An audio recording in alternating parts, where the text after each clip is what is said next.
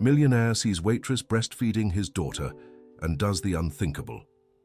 Thomas Richardson was running late once again. The construction tycoon hurried through the corridors of the mall in New York, trying to reach the restaurant where he had left his 6-month-old daughter with the nanny 3 hours earlier. Since losing his wife during childbirth, his life had become chaos. Endless meetings and commitments that always ran longer than expected. As he entered the restaurant, he froze. His daughter Emma wasn't with the hired nanny. Instead, a young waitress with her brown hair tied in a ponytail, wearing a white shirt and black apron, cradled his daughter in her arms, feeding her a bottle. The sight left him both confused and irritated. The waitress looked up and immediately recognized him. It was impossible not to know Thomas Richardson, the owner of the largest construction company in the region. Her face flushed with embarrassment as she realized she'd been caught caring for the child. "I'm sorry, sir. Your nanny left over an hour ago saying she'd be right back," explained Jessica Miller, standing carefully so as not to wake the baby. "The little one was crying from hunger and I couldn't just leave her like that." Thomas felt a mix of anger and relief. Anger at the nanny who had simply abandoned his daughter, and relief seeing Emma calm and well cared for in this stranger's arms. "Where did she go?" he asked, keeping his voice low to avoid startling the baby. "She said she had an urgent personal matter to attend to. That was more than an hour ago." Jessica gently transferred Emma into her father's arms. "She's been fed and changed. I asked the kitchen for powdered milk." At that moment, Thomas took a closer look at the waitress. She couldn't have been more than 20, with delicate features, but a maturity in her expression that belied her youth. There was something maternal in her movements, a natural ease with Emma that none of the previous nannies had shown. "How many nannies have abandoned my daughter?" he muttered to himself, more frustrated than he'd ever admit. Jessica heard the remark and hesitated before speaking. "May I ask, how many have cared for her?" "This was the 5th in 6 months," Thomas sighed, sitting in a nearby chair. "Some quit because they can't handle the hours, others because Emma cries too much, and some just disappear like today." The young woman looked at the baby sleeping peacefully in her father's arms and felt her heart ache. She knew the despair of an abandoned child all too well, even if only temporarily. "Mr. Richardson, may I suggest something?" Jessica wiped her hands nervously on her apron. "Maybe the problem isn't with Emma. Babies sense when the person caring for them isn't truly present." Thomas stared at her in surprise.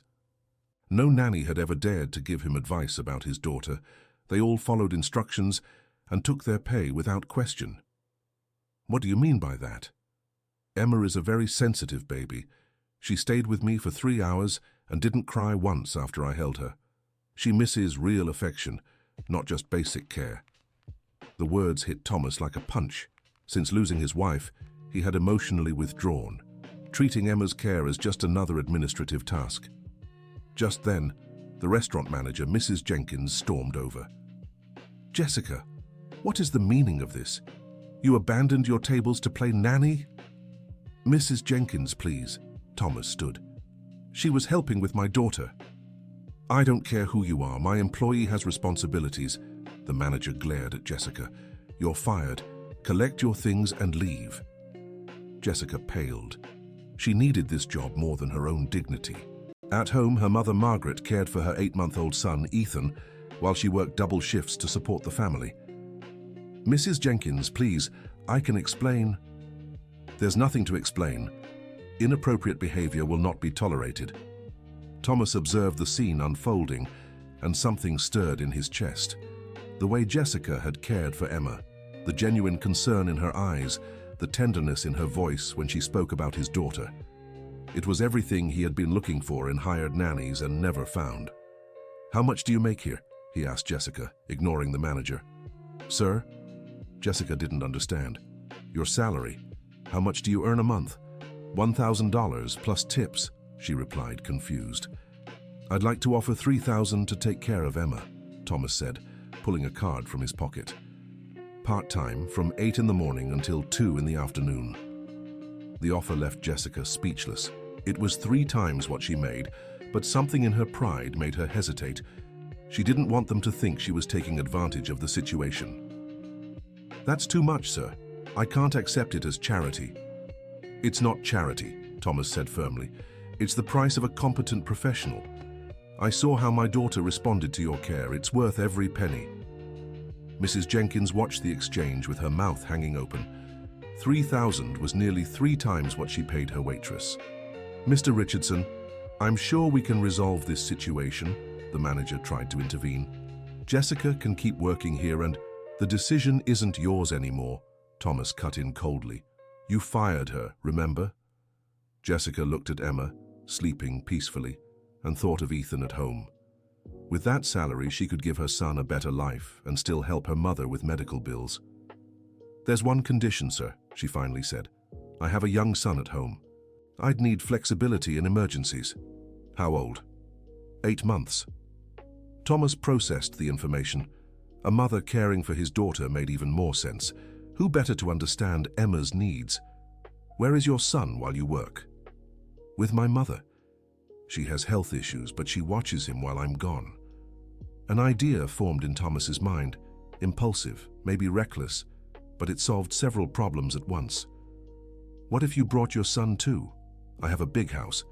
Emma would have a playmate his age, and you wouldn't have to worry about leaving him behind. Jessica blinked several times, trying to process the offer. Taking care of 2 children was double the work, but the chance to have Ethan nearby was tempting. Are you sure, sir? 2 kids are a lot of work. I have a 5,000 square foot home in Beverly Hills. Space isn't an issue. Thomas tucked the card back into his pocket. Think it over. If you accept, you can start Monday. Mrs. Jenkins played her last card. Jessica, you have a contract here. You can't just leave. A contract you just broke when you fired her, Thomas said with a cold smile. Good afternoon. He left the restaurant with Emma in his arms, leaving Jessica with a decision that could change her entire life. That night, in her small apartment in Queens, Jessica talked to her mother about the offer. Margaret Miller, at 65, had severe arthritis that limited her movement, but still had the clarity and wisdom of someone who had raised 5 children alone. Sweetheart, opportunities like this come once in a lifetime, Margaret said, rocking a crying Ethan. But be careful with rich men. Sometimes they promise a lot and deliver little. It's not about him, Mum, it's about the job. I saw how his daughter responded to me. She needs real care. And what do you need? Margaret looked at her seriously. Ever since Ryan left you pregnant, you've only thought about others. It's time to think about yourself too. Ryan Thompson had been Jessica Miller's great love, 5 years of a relationship that ended when she got pregnant. He simply vanished, leaving her with bills to pay and a baby on the way. Mom, $3,000 a month. I can pay for your private appointments, improve our lives. What if this man has ulterior motives? The question echoed in Jessica's mind all night. Thomas Richardson was attractive, wealthy, and a widower. It would be naive to ignore that the situation could get complicated, but Emma needed her, and she needed the opportunity. On Sunday morning, she called the number on the card Thomas had given her. He answered on the second ring. Mr. Richardson? It's Jessica from the restaurant. Ah, yes, have you decided? I accept the offer, but I'd like to see the house first, if possible. Of course. Can you come this afternoon? Bring your son too, so he can get used to the place. 2 hours later, Jessica held Ethan in her arms as she looked at the mansion in Beverly Hills. The electronic gate opened automatically, revealing a well-kept garden and a house straight out of a magazine. Thomas greeted her personally, dressed in casual clothes that made him seem more approachable than at the restaurant. Emma was in his arms, restless and cranky. She hasn't stopped crying since yesterday, he said, clearly frustrated. The temporary nanny I found didn't even last 24 hours. Jessica held out her arms, and Emma calmed down almost instantly. Ethan watched the other baby curiously, making gurgling sounds that she mimicked. They're already communicating, Thomas observed, impressed. The house was even bigger inside. 5 bedrooms, 3 living rooms, a spacious kitchen, and a backyard with a pool and outdoor kitchen. Jessica had never set foot in such a luxurious place. Emma's room is here, Thomas guided her down the hallway, and this room next to it could be Ethan's. There's a bathroom connecting the two. Jessica stepped into Emma's room and her heart tightened. Everything was too perfect, almost artificial. A high-end wooden crib, custom furniture, expensive toys. But it lacked soul warmth. "Can I make some changes to the decor?" she asked. "What kind of changes?" "More practical things. Floor cushions for them to play on, low shelves with accessible toys, a softer rug." Thomas looked at the room with fresh eyes. Maybe he'd been trying to compensate for the mother's absence with luxury, when what Emma really needed was simplicity and affection. "Make whatever changes you think are necessary. The company card will cover the expenses." During the house tour, Jessica met Mrs. Thompson, the 62-year-old housekeeper who had worked for the family for over 2 decades. The woman greeted her with some coldness, clearly suspicious of such a young woman in the house. "I hope you last longer than the others," Mrs. Thompson said, compulsively rearranging things that were already in place. "I plan to do my best," Jessica replied politely. They all said that. The last one said she'd be back in 10 minutes and disappeared, left the child crying alone. Thomas heard the comment and felt guilt tighten in his chest. How many times had Emma cried alone while he was working? How many emotional needs had he ignored because he was too busy to notice? "Mrs. Thompson, Jessica will be working part-time," he explained. "From 8 to 2. The rest of the time, I'll take care of Emma myself." The housekeeper raised her eyebrows. In 20 years with the family, she'd never seen Thomas take direct care of any child, not even when he was married. "What about weekends?" Jessica asked. "Completely off. Emma stays with me." The offer sounded too good to be true. Jessica had worked for families before, and knew reality rarely matched the initial promises. "I'd like to start tomorrow on a trial basis," she suggested, "to see if it works for everyone." Agreed. On Monday, Jessica arrived at the mansion at 7:30 in the morning, carrying Ethan and a bag with his basic belongings. Thomas was already ready to leave, impeccably dressed in a navy blue suit. "Emma woke up at 5 and hasn't stopped crying," he said, clearly impatient. "I've tried everything." Jessica picked up the baby and immediately noticed the diaper had been dirty for hours. The delicate skin was irritated and red. "She has a rash. It must hurt a lot," she quickly assessed. "Do you have any special cream?" Thomas felt like an idiot. How had he missed something so basic? Over the past few months, he'd grown used to delegating all of Emma's physical care to others. "I don't know. There should be some in her room." Jessica found a cream that had expired 3 months ago.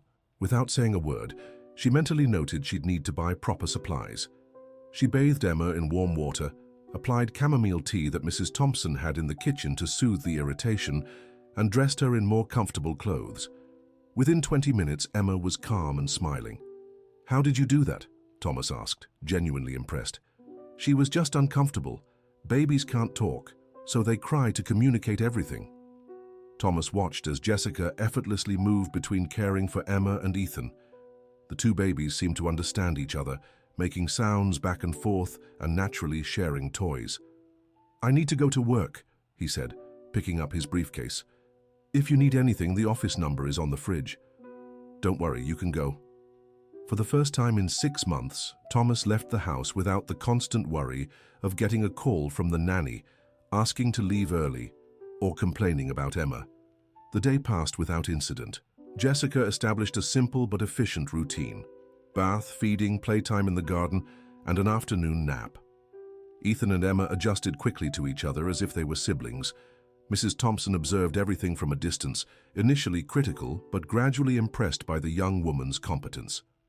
At noon, Jessica made homemade baby food for both children, something none of the previous nannies had done. "The others always gave them store-bought food," Mrs. Thompson remarked.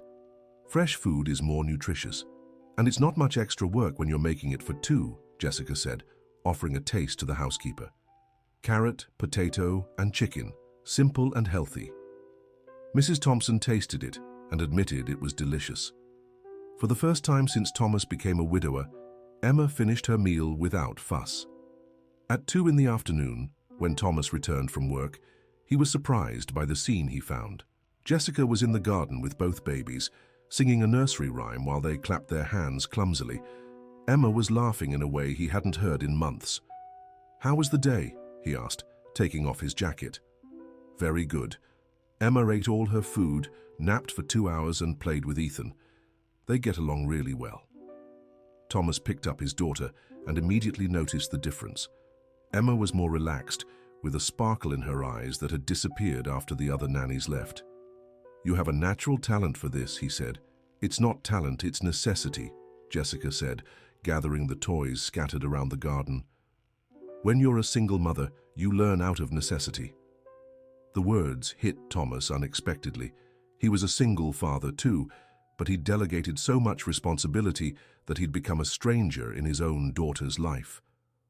"May I ask what happened to Ethan's father?" Jessica hesitated. It was a personal question, but Thomas had been direct and deserved honesty. "He left when he found out I was pregnant, said he wasn't ready to be a father." "I'm sorry." "Don't be." "Better to find out his character sooner than later," Jessica said, as she placed Ethan in the stroller. "At least I know I can only rely on myself." Thomas admired the maturity of this young woman who couldn't have been more than 25. She had faced challenges alone that he, with all his money, hadn't been able to overcome, even with help.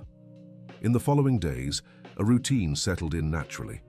Jessica arrived early, cared for the babies with genuine dedication, and left promptly at 2 in the afternoon. Thomas began coming home earlier, curious to see how Emma was responding to the care. The change was remarkable. Emma, who had once cried constantly and refused food, now smiled when she saw Jessica and ate everything offered to her. Ethan, in turn, had become a constant companion, and the two had developed a non-verbal communication that amused everyone in the house. Mrs. Thompson, initially resistant, began praising Jessica's work to Thomas. "That girl has a way with children. I've worked here for 20 years and have never seen Emma so happy." Thomas completely agreed. For the first time since losing his wife, he felt Emma was receiving the maternal care she deserved. At the end of the first week, Jessica asked to speak with him. "Mr. Thomas, I'd like to discuss some changes in Emma's routine." "What kind of changes?" "She needs more stimulation, games to develop coordination, music, interaction with other children." Thomas was surprised. None of the previous nannies had shown interest in Emma's development beyond basic care. "What do you suggest?" "There's a mother's group in Central Park that meets every Tuesday and Thursday morning. Babies around Emma's age play together while the mothers chat. It would be good for her to socialize." "You're not the mother of any of the children in that group." Jessica blushed slightly. "No, sir, but they're very welcoming, and Emma would benefit greatly from being around other children." Thomas understood what she wasn't saying. As an employee, Jessica would be viewed differently by the elite New York mothers, but she was willing to endure that discomfort for Emma's sake. "Do whatever you think is best for Emma," he said. "And Jessica?" "Yes? You can just call me Thomas. No need for such formality."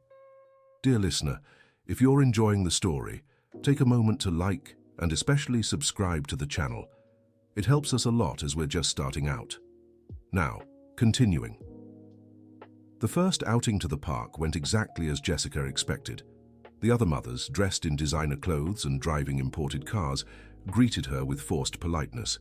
When they learned she was Emma's nanny, not a family member, their demeanor cooled further. "Oh, you're Thomas's new nanny," said Heather Sinclair, wife of a prominent businessman. "How many has it been this year? 4? 5? "This is my first job as a nanny," Jessica replied diplomatically.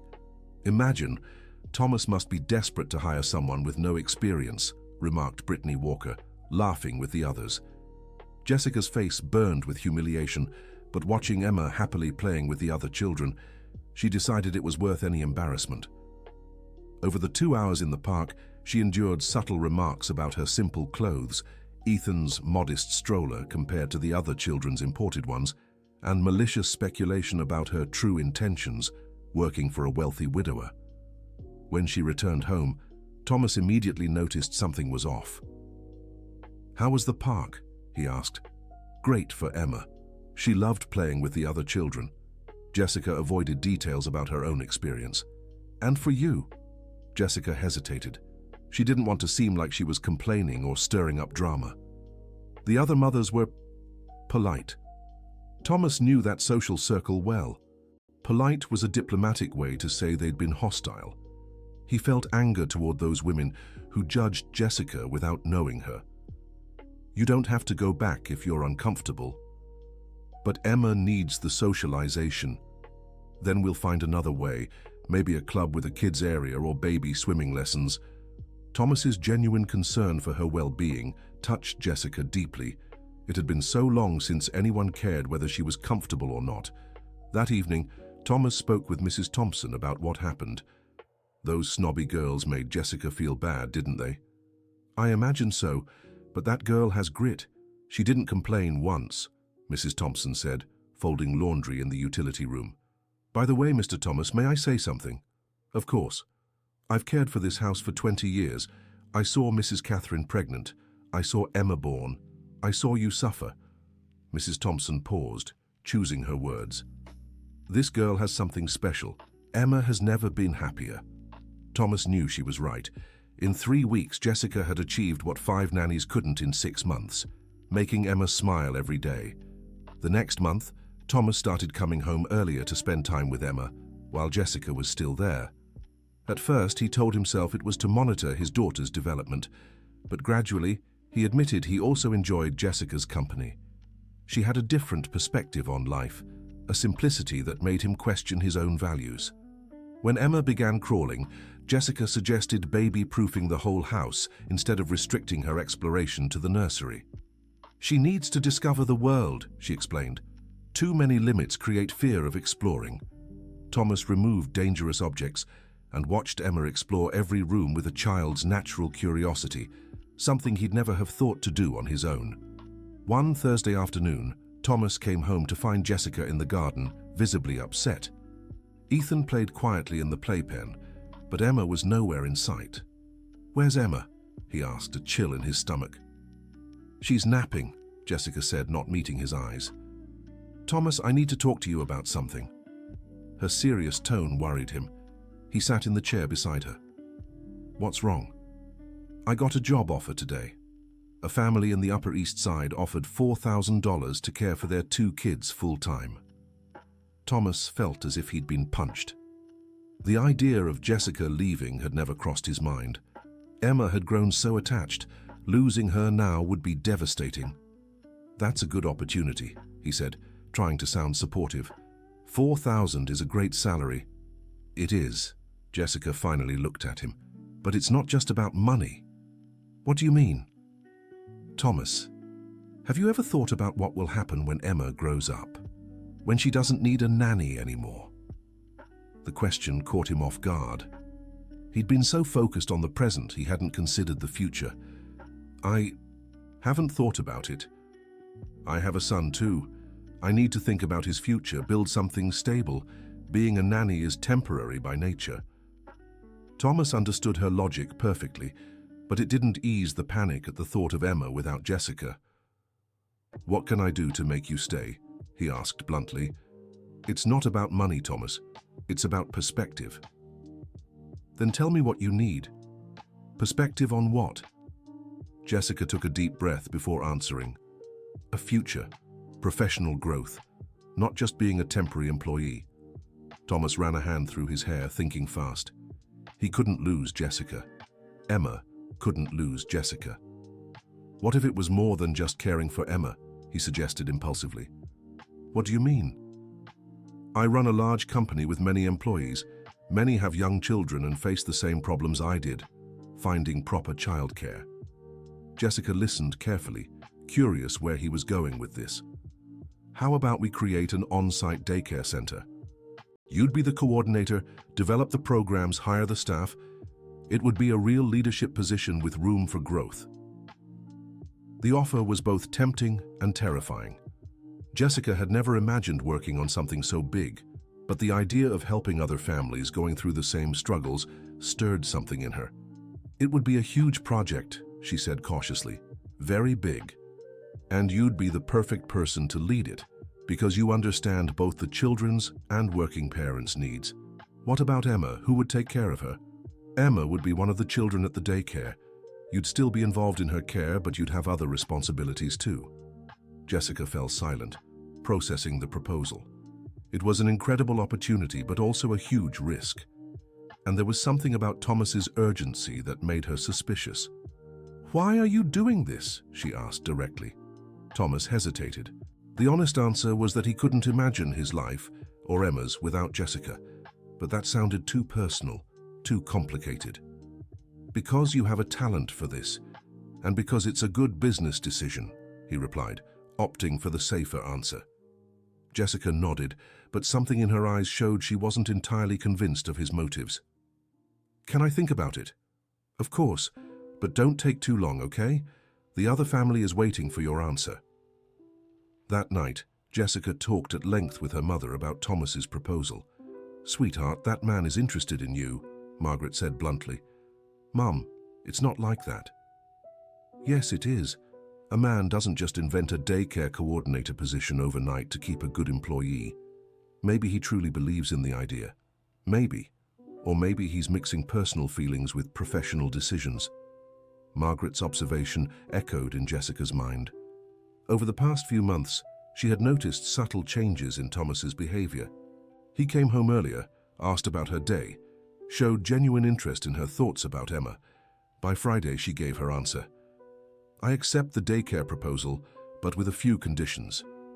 "Name them." "First, I want a formal contract with clear job responsibilities. Second, a salary that matches the coordinator role. Third, full autonomy over the educational program decisions." Thomas smiled. Jessica was negotiating like a seasoned professional, not someone desperate for a job.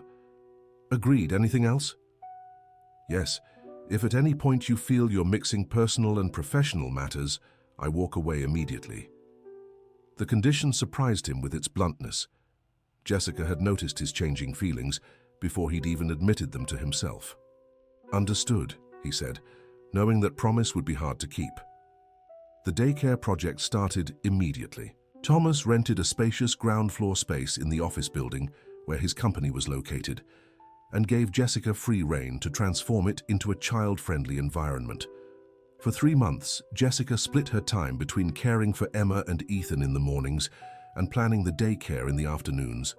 Thomas joined her for supplier visits, architect meetings, and staff interviews. Working together, Thomas discovered qualities in Jessica he deeply admired. She was detail-oriented without being a perfectionist, warm without being permissive, and had a clear vision for child development that impressed the consultants. "Have you ever considered getting a degree in early childhood education?" he asked during one of the planning meetings. "I've always wanted to, but never had the means." Jessica showed the nursery decoration project. "Maybe someday." "Why not now? I can cover your tuition. It would be an investment in the daycare." Jessica looked at him skeptically. "Thomas, you're doing it again." "Doing what?" "Mixing personal with professional." He knew she was right, but he couldn't help himself. The more time he spent with Jessica, the more he wanted to do things for her, help her grow, see her happy. "It's a professional proposal. A coordinator with proper training would add value to the project. Then offer the same opportunity to other employees." Jessica was direct. "If it's truly professional, it shouldn't be exclusive to me." Thomas found himself cornered by his own reasoning. Jessica was right, and he was being too transparent about his intentions. "You're right," he admitted. "I'm sorry." "No need to apologize. You just need to be honest about your motivations." Her frankness was both admirable and frustrating. Thomas was used to people telling him what he wanted to hear, not what he needed to hear. The daycare opened at the end of the year with 12 children, including Emma and Ethan. Jessica had hired 4 competent employees and developed an early childhood education program that balanced basic care with educational stimulation. The success was immediate. The company's employees praised the quality of care, the transparency in communication, and the progress they saw in their own children. Within 2 months, there was a waiting list. Thomas watched Jessica run the operation with genuine pride. She had found her calling and was shining in it. Emma, meanwhile, thrived in the daycare's social environment, always surrounded by little friends and receiving individualized attention. At the end of January, during the monthly evaluation meeting, Thomas made an unexpected proposal. "I want to expand the project. open more locations in other neighborhoods. Jessica nearly choked on her coffee. Thomas, we're still stabilizing this location. Expanding now would be premature. We have proven demand. 3 companies have already approached me wanting the same project for their employees. And qualified staff? Do you think it's easy to find people with the right skills to work with children? That's why you'd be the general supervisor. You'd train the teams, develop standards. Jessica realized Thomas was once again creating opportunities to keep her close, now on an even larger scale. Thomas, stop. Stop what? Inventing positions for me, creating grand projects just to keep me around. The direct confrontation left Thomas speechless. Jessica had gone straight to the point, and he couldn't deny it. Why do you think this is about you? He tried to defend himself. Because I pay attention. You change the subject when other women are mentioned. You get irritated when any of the daycare fathers talk to me. You schedule unnecessary meetings just to see me more often. Thomas felt exposed. Jessica had noticed behaviors he didn't even recognize in himself. What if it's true? He asked, deciding to be honest. What if I'm doing all this because I care about you? Then you're being unfair to me and Emma. Jessica was firm. Because you're creating a situation where my professional security depends on something I can't control. I don't understand. Thomas, I work for you. I depend on you to support my son. If I don't return your feelings, I could lose everything. That's not fair. The observation hit Thomas like a slap in the face. He had never considered the vulnerable position he was putting Jessica in. I would never use that against you, he said sincerely. You might not do it consciously. But what if you get a girlfriend? What if she doesn't like me? And what if you remarry and your new wife finds it inappropriate to have a former employee so close to the family? Thomas didn't have answers to these questions because he'd never considered them. He'd been so focused on his own feelings that he'd completely ignored the practical implications for Jessica. What do you want me to do? He asked, genuinely lost. I want you to be my boss, not my admirer. I want professional security based on my competence, not your personal affection. What if I can't separate the two? Then I'll need to find another job. The threat wasn't empty, and Thomas knew it. Jessica had already shown she was willing to leave if the situation became uncomfortable. Give me a chance to make it right, he pleaded. I'll keep my distance personally and focus only on the professional. Are you sure you can do that? Thomas hesitated before answering. He wasn't sure of anything except that he didn't want to lose Jessica. I'll try. Dear listener, if you're enjoying the story, don't forget to like and subscribe to the channel. It really helps those of us just starting out. Now, back to the story. The following months were filled with constant tension. Thomas tried hard to maintain personal distance, but it was nearly impossible when he saw Jessica every day, caring for Emma with such tenderness. Jessica, in turn, noticed the change in his behavior and didn't know whether to feel relieved or disappointed. She'd grown used to their intimate conversations, to the genuine interest he'd shown in her personal life. The situation reached a breaking point when Emma fell seriously ill with a virus in April. Thomas had to travel to Washington, D.C. for an important meeting, leaving Jessica in charge of taking her to the pediatrician. The doctor recommended constant monitoring and medication every 4 hours. Without hesitation, Jessica took Emma to her apartment, where she and her mother could care for the baby properly. Margaret welcomed her temporary granddaughter with joy, treating her like family. For 2 days, Emma was medicated, cuddled, and pampered by 2 women who genuinely cared for her well-being. When Thomas returned and discovered Emma wasn't home, he panicked. "Where's my daughter?" he asked Mrs. Thompson. "With Jessica, sir. The baby had a high fever, and Jessica thought it best to take her where she could care for her better." Thomas was torn between gratitude and frustration. Jessica had made a major decision about Emma without consulting him, but she'd also shown a level of care no hired nanny would have. He drove to Jessica's apartment in Queens, an address he'd never visited before. The building was modest but well kept. He climbed to the 3rd floor and rang the bell. Margaret answered the door, holding Emma in her arms. The baby was clearly better, smiling and babbling happily. "Mr. Thomas," Margaret greeted him warmly. "Please come in." The apartment was small but cozy, 2 bedrooms, a simple living room, and a kitchen where Jessica was preparing Emma's food. "Thomas," Jessica turned, surprised. "You're back early." "How is she?" he asked, taking Emma into his arms. "Much better. The fever broke last night and she's been eating normally today." Thomas looked around at the place where Emma had spent the last 2 days. There was no luxury, but something far more valuable: genuine care.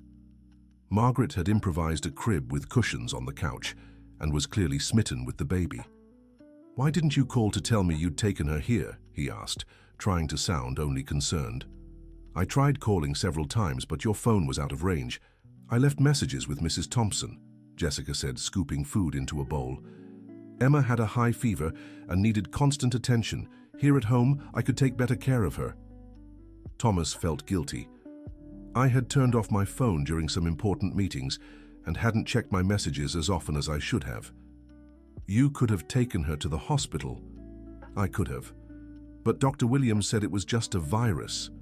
The hospital would have been unnecessary trauma for her." Margaret watched the conversation and sensed the tension between the 2 young people. There was something unspoken there, a complication that went beyond their professional relationship. "Mr. Thomas, would you like some coffee?" she offered diplomatically. "Thank you, Mrs. Margaret, but I need to take Emma home." "Of course, Jessica, help the young man with the baby's things." As Jessica gathered Emma's belongings, Thomas spoke briefly with Margaret. "Thank you for taking care of my daughter." "It was a pleasure, sir. Emma is a delightful child." Margaret lowered her voice. "And Jessica is a special young woman. She cares for that baby as if she were her own." "I know. That's why I trust her so much." "Then why do you 2 keep sizing each other up like cats and dogs?" Margaret was direct. "Anyone can see you like each other." Thomas was left speechless. Margaret's simplicity had touched a nerve in a way all their complicated conversations hadn't. "It's complicated, Mrs. Margaret. It's only complicated if you make it complicated. My daughter is hardworking, honest, and loves that child. You're a good man who needs someone to care for your family. Where's the complication? In the social difference, in the fact that I'm her employer, in what people will think." Margaret laughed. "Young man, people will always think something. The only opinion that matters is your family's." Jessica returned with Emma's bag and noticed the 2 had been discussing something serious. "Everything's ready," she said, handing the bag to Thomas. "Jessica, we need to talk about what happened," Thomas said seriously. "I know. I made a decision without consulting you, but Emma was sick and—" "It's not about that. It's about what your mother just told me." Jessica looked at Margaret with alarm. "Mom, what did you say?" "The truth, dear. That you 2 are complicating something that could be simple." Thomas took a deep breath before speaking. "Jessica, I can't pretend anymore that I only care about you professionally. I tried to keep my distance, but it's impossible." "Thomas, let me finish. I know it's complicated because of our different positions, but I want to find a way to make this work." "And what way would that be?" "Marry me." The proposal came out abruptly, without romance, almost like a business proposition. Jessica was completely stunned. "What?" "Marry me. We solve all the professional complications. Emma gets a real mother, Ethan gets a father, and we can try to be happy together." Jessica looked at her mother, whose face showed approval, then at Emma, who was babbling happily in Thomas's arms, and finally at Ethan, who was peacefully sleeping in the makeshift crib. "Thomas, are you asking me to marry you in my mother's apartment after 2 years of constant tension without even kissing me once?" Thomas realized how absurd it sounded. "When you put it that way, it really does seem crazy." "Because it is crazy." Jessica sat on the couch. "Marriage isn't a solution for professional complications. But it could be the start of something real between us." Thomas sat beside her. "Jessica, don't you feel anything for me?" The direct question caught her off guard. Over the past months, she had worked so hard to keep emotional distance that she had almost convinced herself there were no feelings involved. "Thomas, that doesn't matter." "How doesn't it matter? It's the only thing that matters." "It's not. Because even if I do feel something, how will I know if it's real or just gratitude? How will I know if you want me or just a mother for Emma?" Jessica's questions were painfully valid. Thomas realized he had mixed his feelings so much that even he no longer knew his true motivations.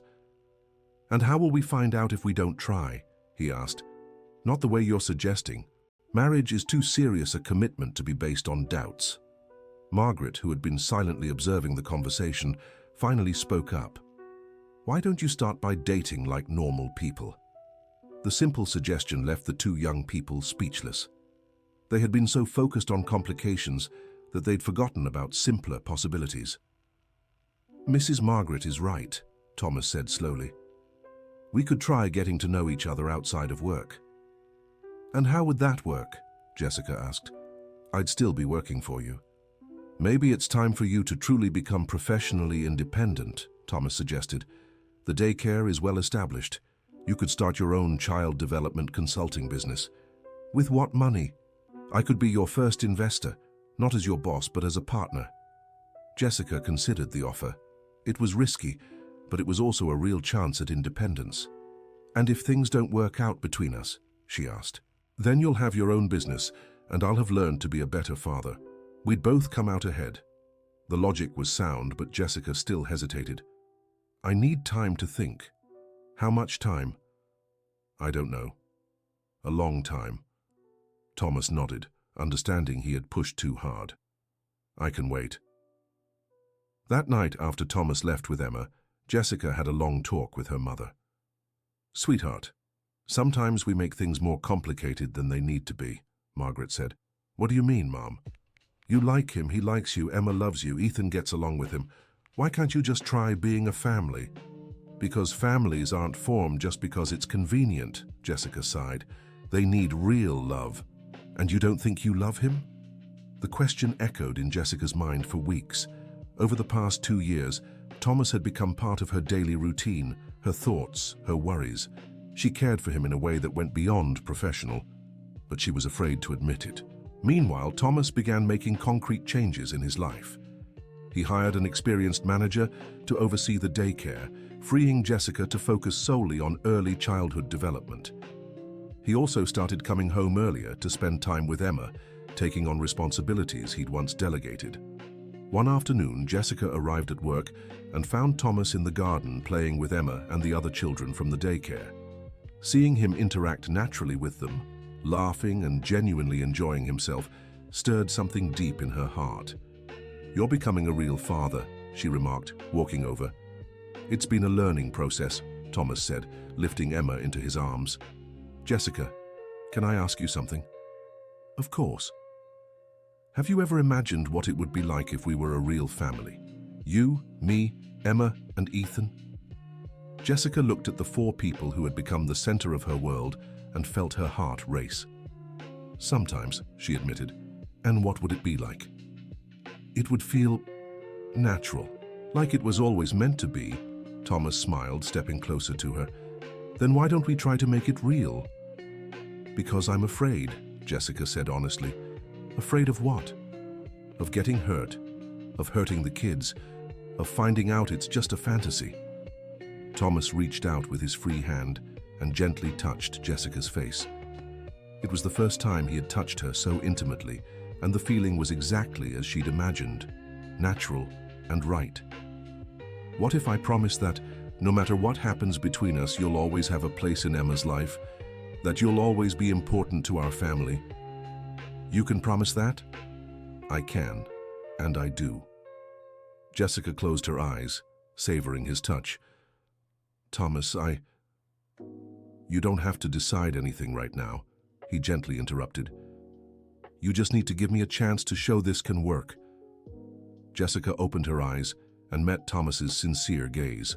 Here was a man who had completely changed because of her and the children, who had learned to be a father and was willing to learn to be a partner. "A chance how?" she asked. "Have dinner with me tomorrow night, just the 2 of us. No talk about work, no talk about the kids. Just to get to know each other as Thomas and Jessica, not as boss and employee." The proposal was simple yet revolutionary. For 2 years, they hadn't had a single conversation that didn't revolve around Emma or the daycare. And who's going to watch the kids? "Mrs. Thompson adores Emma, and your mother said she'd be happy to take care of Ethan." Jessica smiled, realizing Thomas had planned everything. "You already talked to my mum about this?" "I might have mentioned the possibility," Thomas smiled back. "And what did she say?" "That it was about time." Jessica's laughter was the answer Thomas needed to hear. "All right, one dinner. But you're paying because technically you're still my boss." "Technically and proudly," Thomas kissed Emma's forehead. "And thank you, Jessica." "For what?" "For giving me a chance to be happy again." The dinner took place at the restaurant where Thomas and Jessica had first met, a symbolic choice neither of them missed. Jessica wore the only dress she owned, simple yet elegant, and Thomas set aside his expensive suits for something more casual. "Nervous?" he asked when she arrived. "Very," Jessica admitted. "And you?" "Terrified." Their mutual honesty broke the initial ice. Over the next 2 hours, they talked about their lives before they met, about dreams abandoned and rebuilt, about fears and hopes. Thomas learned Jessica had been a brilliant student who dropped out of college to work when her father fell ill. She learned he had been a workaholic who ignored signs his wife was struggling during her pregnancy. "Sometimes I wonder if Catherine would still be alive if I'd paid more attention," Thomas confessed. "You can't blame yourself for medical complications," Jessica said, touching his hand across the table. "But I can blame myself for not being a better husband. And you can learn from that to be a better partner now." Jessica's perspective, always practical and hopeful, brought relief to the guilt Thomas had carried for years. "How do you always see the bright side of things?" he asked. "Because the dark side doesn't help anyone. I'd rather use my energy to build something better." Thomas realized this was one of the things he admired most about Jessica, her ability to turn hardships into opportunities. "Jessica, can I ask you something personal?" "Go ahead." "Do you still love Ethan's father?" The question caught Jessica off guard. It had been a long time since she'd thought of Ryan as someone she'd loved. "No. I don't think I ever truly did," she answered after a moment. "I was too young and mistook dependence for love. And now? How do you know what you feel is real love?" Jessica looked into Thomas's eyes before answering. "Because real love doesn't want to change the other person. It wants to grow with them." The answer moved Thomas deeply. It was exactly how he felt about Jessica. "And you?" she asked. "How do you know you're not just looking for a replacement for your wife?" "Because you and Catherine are completely different. She was fragile and needed protection. You're strong and challenge me to be better." "And that's a good thing?" "It's freeing." The dinner ended with a mutual promise to take things one step at a time, no rush, no pressure. Thomas walked Jessica home, leaving her with a soft kiss on the cheek and the certainty that he wanted many more dinners just like this one. In the following months, they developed a routine of regular meetings. On Fridays, they had dinner together. On Saturdays, they took the children out for walks. And on Sundays, they had lunch at Margaret's house, who had become a second grandmother to Emma. The change in their relationship was immediately reflected in the work environment. The constant tension was replaced by a natural harmony that benefited the entire daycare team. Emma and Ethan, in turn, began behaving like real siblings. They napped together in the afternoons, shared toys effortlessly, and when one cried, the other grew restless until comforted. "They already see themselves as family," Jessica remarked one afternoon, watching the two children play in the garden. "And us?" Thomas asked, pulling her closer on the garden bench. "I think so too." Jessica leaned against his shoulder. "Jessica?" "I love you." The words came out naturally, without drama or grand declarations. Jessica lifted her head to look at him and saw in Thomas's eyes a certainty she also felt. "I love you too." Their first kiss happened right there in the garden of the house that had become a home for all of them. The children played just a few feet away, Mrs. Jenkins tended to household chores, and the world seemed perfectly aligned. "Can I repeat my marriage proposal now?" Thomas asked, smiling against Jessica's lips. "You can, but this time, do it right." Thomas stood up, pulled a small box from his pocket, one Jessica hadn't noticed, and knelt right there in the garden. "Jessica Miller, will you marry me and form a real family with Emma, Ethan, and me?"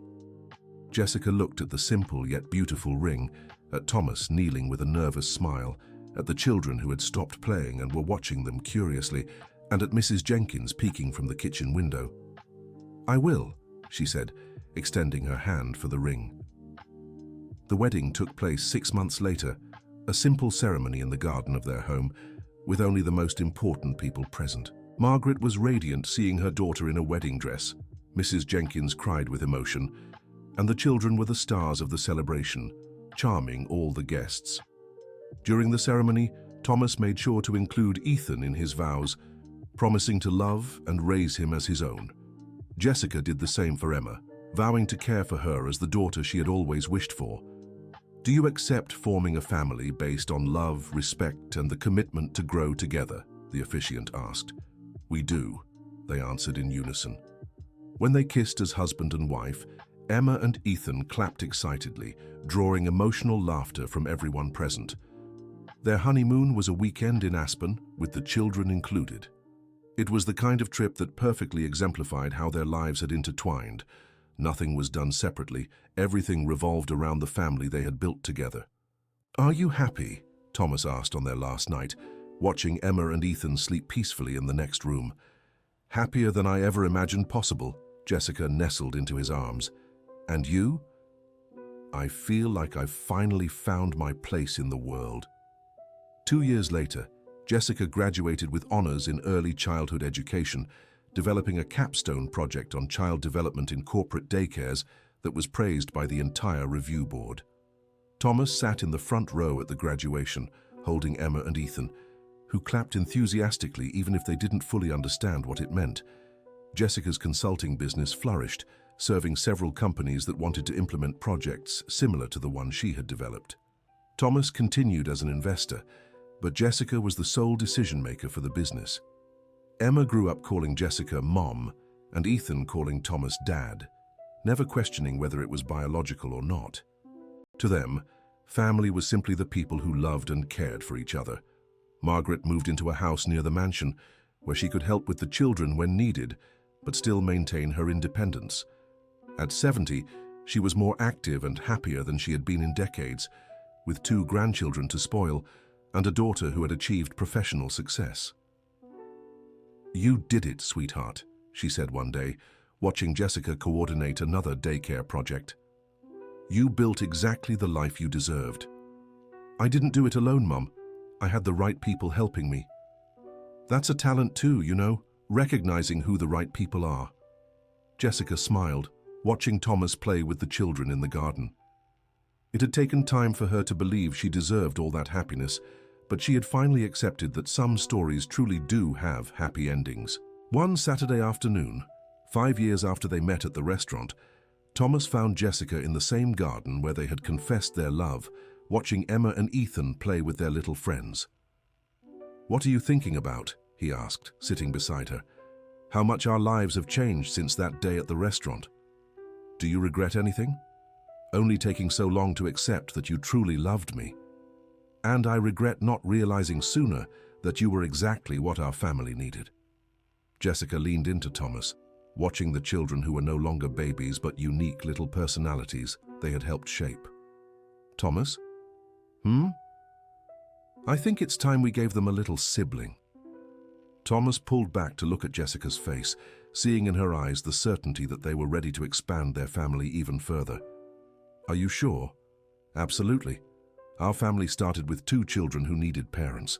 Now we have parents who want more children." Thomas kissed Jessica right there in the garden where it had all begun, knowing every challenge they had faced was worth it to reach this moment of complete happiness. The end. Now tell us what you think about this story of perseverance and true love. Do you believe Jessica made the right choice by giving Thomas a chance? Share your thoughts in the comments, and don't forget to like and subscribe for more heartwarming stories.